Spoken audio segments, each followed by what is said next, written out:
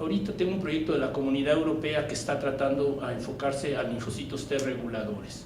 Como sabemos, esos linfocitos en nuestras condiciones normales, en homeostasis, juegan un papel muy importante. En excesos de ellos, pues tendremos muchas complicaciones, incluso cáncer y todo esto. En ausencia de ellos, pues tendremos ciertas complicaciones serias.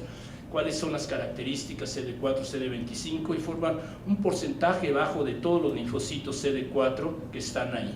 ¿Cómo actúan estos linfocitos? No lo tenemos claro, son inhibidores, pero es una combinación de factores que llevan a inhibición de citoquinas y factores de citolisis, y todo esto lleva a disminuir esto. Nosotros sabemos que esta frecuencia es muy baja como para aislarla. O sea, yo sé que si estos linfocitos existieran en las células o el cordón umbilical y las pudiera yo aislar y se las diera yo a un paciente con injerto contra huésped severo, pues podría yo controlarlo, e incluso hay algunos ensayos clínicos. El problema es que estos linfocitos, cuando se expanden, cambian de tener un fenotipo de naive, de CD45RA, a un fenotipo de memoria CD45RO, y con esto ya no nos permite tener la especificidad que queremos. Entonces, aunque estos estudios son muy alentadores, todavía tenemos mucho que hacer. Nuestra parte es tratar de producirlos de cordón umbilical, aislarlos y tenerlos en condiciones de GMP para tratar este problema. ¿Por qué cordón umbilical? Cuando analizamos la población de CD4, CD25 y algunas otras poblaciones, vemos que en adulto esta población está muy mezclada con la CD4 efectora, aquella que nos puede llegar a producir complicaciones, mientras que las de cordón umbilical son más aisladas. El problema es que ¿cómo los separamos? Las técnicas clínicas convencionales como el Clinimax y todo esto nos dan una pureza, perdón, un aislamiento, pero con una contaminación muy alta y un número muy reducido. Otro estudiante mexicano, Figueroa, que hizo el doctorado conmigo, publicó datos que nos permitieron mostrar una pureza de 91%, que era muy alta. Sin embargo, aún así es muy reducido el número de células. Y entonces actualmente yo coordino un proyecto que se llama T-Control, que lo coordino con Hermann Eisler, y que estamos tratando de generar lo que yo les digo, respuestas contra virus específicos, agarrar linfocitos de individuos, estimularlos contra citomegalovirus, contra Epstein-Barr, contra adeno, agarrar también antígenos tumorales. El problema de los antígenos tumorales es que ha sido muy difícil de identificar esas dianas, esos blancos que son los que reconoce el injerto contra leucemia. Incluso mucho de esto es cross-reactividad. Y linfocitos de cordón umbilical. Estamos usando una plataforma nueva que se llama Straptamers, que nos permite aislar a los linfocitos que circulan, antivirales, antitumorales o estos. Estas plataformas, rápidamente, que ustedes los van a ver más seguido, es como si fuera un método de captura donde hay un imán, donde hay una serie de elementos que nos permiten en este imán con una biotina aislar, por ejemplo es la molécula de HLA, como ustedes ven, con los péptidos específicos, y con esto yo puedo aislar los linfocitos que quiero, y con esto puedo producir 3 partes. Y con este método, una unidad de cordón umbilical tiene aproximadamente 20 millones de linfocitos T reguladores. Con los otros métodos que les mostré, ni 1 millón podíamos aislar. Con esto puedo aislar 5 millones, 8 millones, y eso ya me da la opción de tener una población bastante avanzada que nos está permitiendo tratar ahorita 13 pacientes, y estamos en un ensayo clínico. Ya para acabar, 3 transparencias sobre otro trabajo que también otra chica mexicana empezó, Marta Luébano, que hizo el doctorado también en mi instituto, y lo que ella demostró es que las células de cordón umbilical, cuando las aislamos y las comparamos con células adultas, son muy diferentes. Las células de cordón umbilical, aunque tienen la misma capacidad, con ciertas condiciones de estimulación, de actuar igual que las de cordón adulto, son más naïves, son más inocentes y responden diferente. Ella demostró que estas células tienen un efecto diferente con citoquinas cuando se estimulan, y que la mayoría de ellas, cuando se estimulan con interleuquina 15, entonces llevan activación, proliferación y citotoxicidad. Pero lo más importante que le mostró es que cuando estas células se activan con interleuquina 15, tienen cierta actividad que es muy interesante. En modelos de animal, usando ratones y todo esto, ella mostró, usando mouse, que podríamos llevar a demostrar que cuando cultivamos estas células, las células NK activadas con interleuquina 15, con células CD34, estas células CD34 migran hacia la médula, se injertan y tienen una capacidad de proliferación.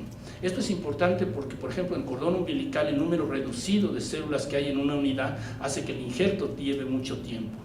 haciendo este mecanismo donde uno puede agarrar una bolsa de cordón umbilical, inyectarle interleuquina 15, mezclarla un rato, activar NK y con esto activar factores de migración, y ella demostró que esto se llevaba a través del incremento de producción de expresión de factores de migración o de fijamiento en médula ósea, como ven aquí, sin entrar mucho en detalle, pero estos datos nos han permitido ahora también mostrar, por ejemplo, que tienen mayor capacidad clonogénica y de diferenciación, y este es otro estudiante que acaba de mostrar, bueno, ella es una postdoc ya ha demostrado que el mecanismo principal está mediado por interferona, no por TNF o TNBT, y esto es crítico porque ahora tratando estas células con gamma interferón podemos demostrar que tienen mayor capacidad de prendimiento, y hemos iniciado un ensayo clínico.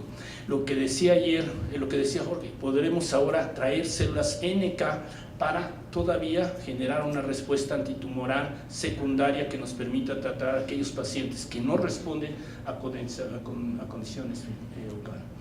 Hay algo que es interesante, si cordón va a ser importante, estos estudios que todavía no son muy calientitos, los voy a mostrar rápidamente en esta transparencia mejor.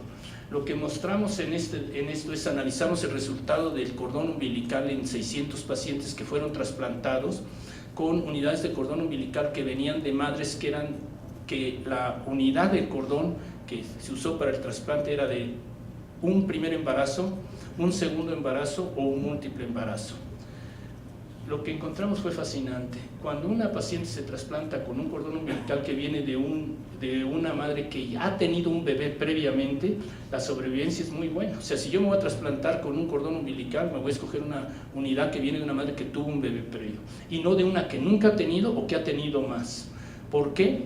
Esto es un factor que estamos analizando actualmente. Pero si esto es cierto, esto puede cambiar mucho el cordón umbilical, porque los criterios de selección van a permitir, usando esto más unidades de alta producción, con gran cantidad de células, con ciertos factores que se han mostrado también son críticos, como KIRS y otros factores que van a permitir usar las unidades de cordón umbilical que le vamos a llamar elite, aquellas que van a poder permitir encontrarse un nicho, por ejemplo, en leucemias mieloides agudas y otras condiciones.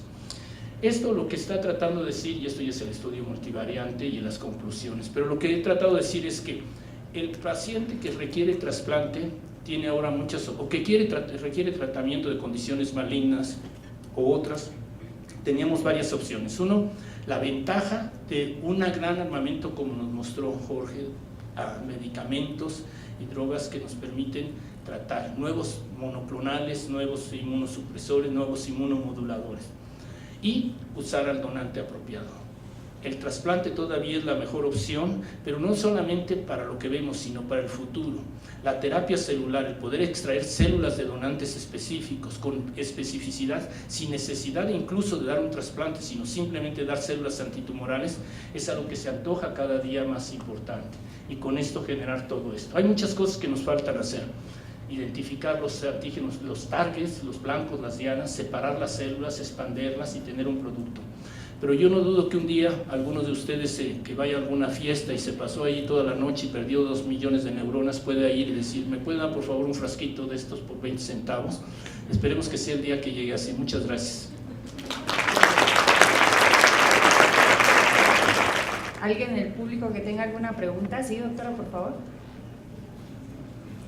Bueno, primero que nada, soy la doctora Inés Montero, soy médico adscrito al Servicio de Hematología Pediátrica del Centro Médico La Raza. Quiero agradecerles las brillantes ponencias, tanto del doctor Vela como del doctor Madrigal, y son 2 preguntas para cada uno de ellos. Para el doctor Madrigal, yo he estado durante 15 años trasplantando pacientes pediátricos. Me daba cuenta que la sobrevida y las complicaciones eran mucho menos complejas que las que yo veía en los adolescentes o en los pacientes que veía de algunos grupos de trasplante de adultos, y mucho tiene que ver con los donantes, que efectivamente los donantes tienen una inmunidad menos compleja, menos autorreactiva cuando nosotros hacemos los procedimientos. Cuando empezamos con el cordón umbilical fue muy complejo, porque primero que nada empezamos a ver enfermedad de injerto contra huésped grado 4, que eran obviamente muy difíciles porque el paciente finalmente se nos iba de las manos, Y cuando teníamos ya los pacientes en buena injerto, teníamos las infecciones, que teníamos que trabajar contra las infecciones porque estamos trasplantando una inmunidad de un recién nacido. Entonces las infecciones eran nuestro principal problema.